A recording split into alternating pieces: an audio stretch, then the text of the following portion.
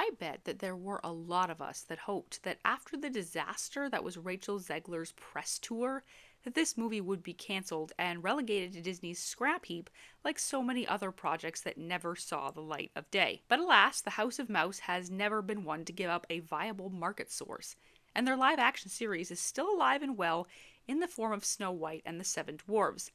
Or at least it is for now. I'll wait until the box office figures come in before determining whether or not this movie is truly a success.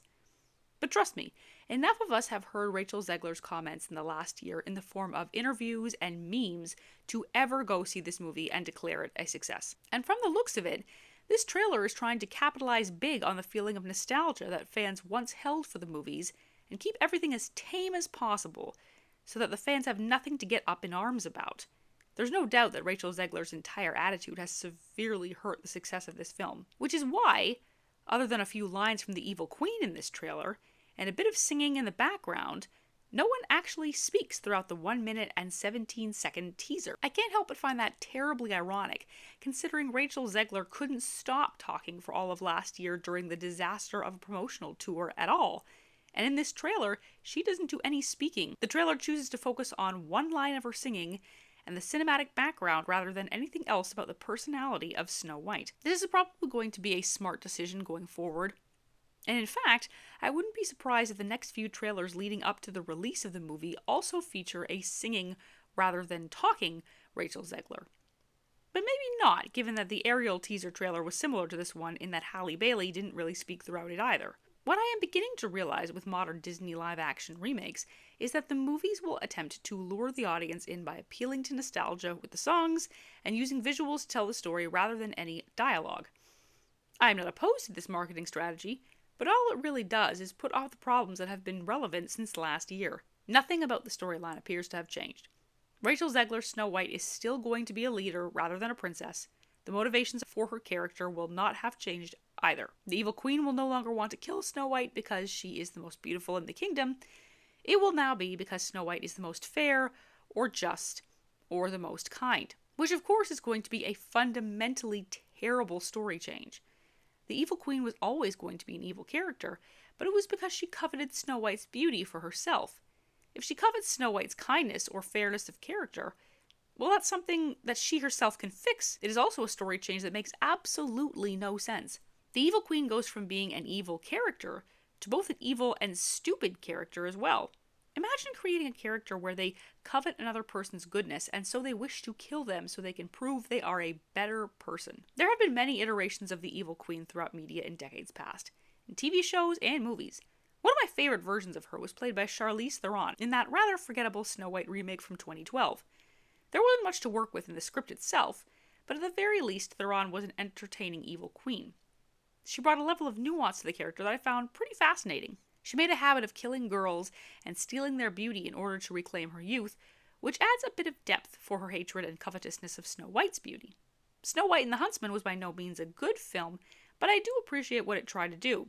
Charlize played a great evil character, and I really liked what she brought to the role of the Evil Queen. Also, there was Lana Parrilla from Once Upon a Time, which started off as a great show before devolving into nonsense. The first few seasons, however, she played a vicious modern version of the Evil Queen, perfectly juxtaposed between the past and the present.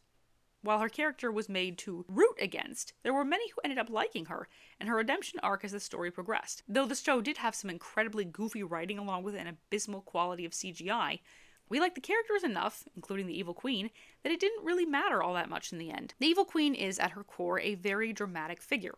Imagine being the sort of person that covets the beauty of others and wants to obtain it for themselves at any cost.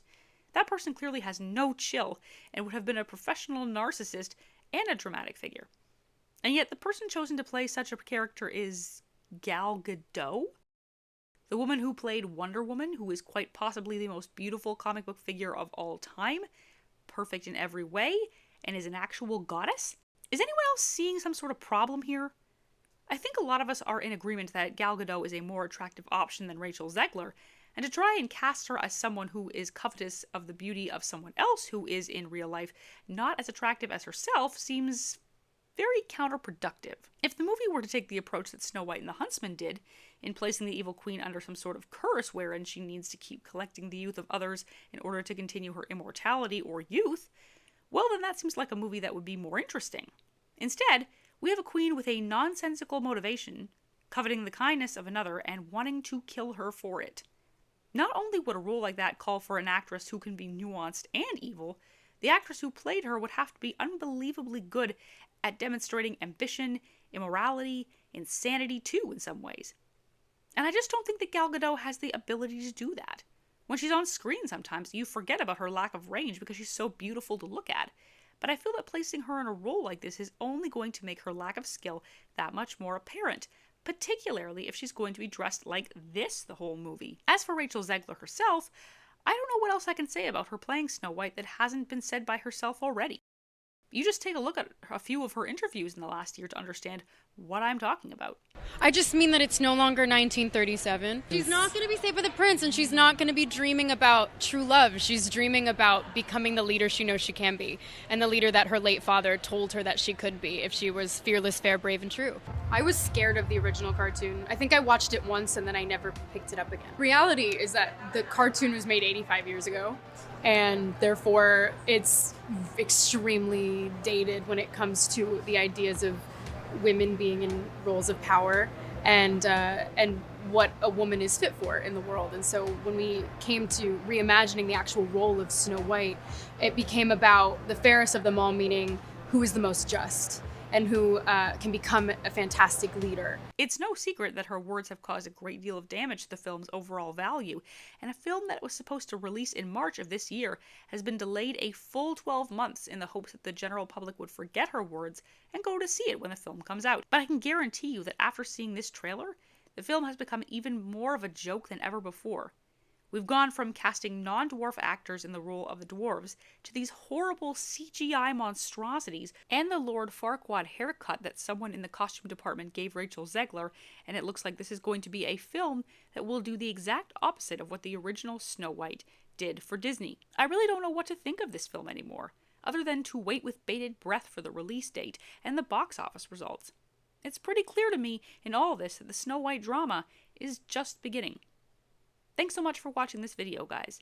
What do you think of the Snow White teaser and all the drama surrounding it? Are you planning to go see the movie? Be sure to let me know your thoughts down in the comments section and let the conversations begin. Until next time, everyone.